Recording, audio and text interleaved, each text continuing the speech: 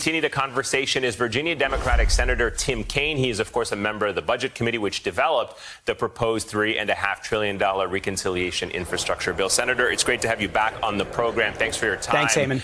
Republican leader Mitch McConnell was asked about the reconciliation bill during an appearance on Fox News this morning. And I want to play for you and our viewers some of what he had to say about it. Listen. It's an introduction of socialism into America, done on a one-party basis in a Congress that's virtually tied. You know, Senate's 50-50, the House has a couple of seat Democratic majority. They didn't get a mandate to do this stuff. They're not going to have any Republicans help them do this stuff. This is a left-wing dream of Bernie Sanders, fulfilled, they hope, on a very narrow vote with no room to spare, jam this down the throats of the American people. I want to give you a chance to respond to that, sir. That's what Senator McConnell says about the reconciliation. What is your response, and what should Americans know about what will be in this legislation? That was almost word for word what Republicans said about Social Security in the 1930s, and they tried to stop it. And yet what it did was it cut the elderly poverty rate from 50% to 10%.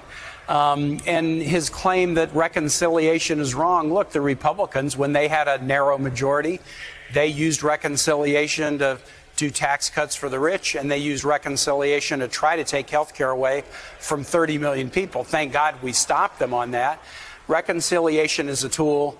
They can vote yes, they can vote no. But I feel really good about this hard work that we've done to put together a great package. Eamon, I could talk about a lot of pieces of it, but let me just talk about one that I just view as so powerful.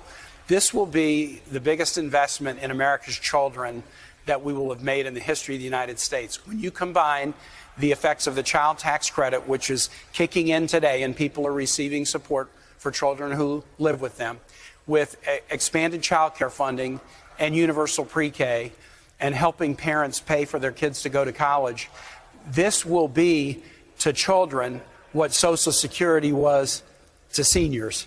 And this is just one part of the bill. I think this is going to be enormously popular with Americans in every zip code in this country, Democrats, Republicans, Independents, and I'm so excited to be on the Budget Committee and having worked with my colleagues to craft a framework. We got a ways to go, but I'm feeling really excited about it. Are you concerned about the price tag of this bill, and how do you convince Democrats, members of your own caucus, who may be a little bit skittish about the price tag? You know, what I said going into this, Eamon, and I was sort of in a moderate position among the budget Dems. I had, folks to the left of me and at least one to the right of me and what the price tag should be. I said in the aftermath of a once-in-a-century pandemic that killed 600,000 people and that caused a mass catastrophe in the economy, we should go big rather than go small, but we should pay for it. The bipartisan infrastructure bill, I'm not sure it's going to be completely paid for because Republicans generally don't like pay-fors. But on the reconciliation bill, let's go big, but let's pay for it. And as we work this through, that's a commitment that we have, and I think we're going to be able to accomplish it. So as long as we pay for it, I feel like we ought to go big. This is still a moment where millions of people are not working who would want to be. People can't come back into the labor force.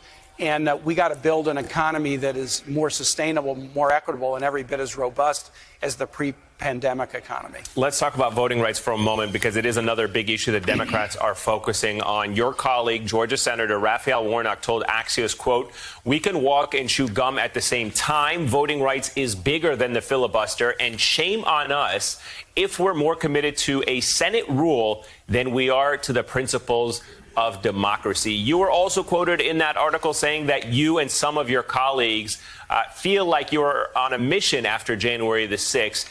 How do you go about accomplishing the mission of protecting voting rights in the midst of stiff Republican opposition who are not budging on it? Eamon, first, Reverend Warnock's right. January 6th fundamentally changed the way we look at this issue, because the Trump big lie about the election being stolen that he perpetrated for months led to this violent attack. And the same big lie is motivating legislatures in states where Republicans control everything to try to take away people's voting rights. They may not be wearing Camp Auschwitz T-shirts and battering policemen, down with fence posts, but they're using the same big lie to try to curtail our democracy. And I'll tell you this: we all take this oath to support and defend the Constitution of the United States against enemies, foreign and domestic.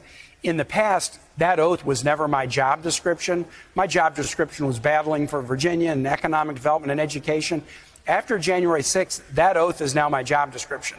And we have to, in order to fulfill that oath, protect people's rights to vote.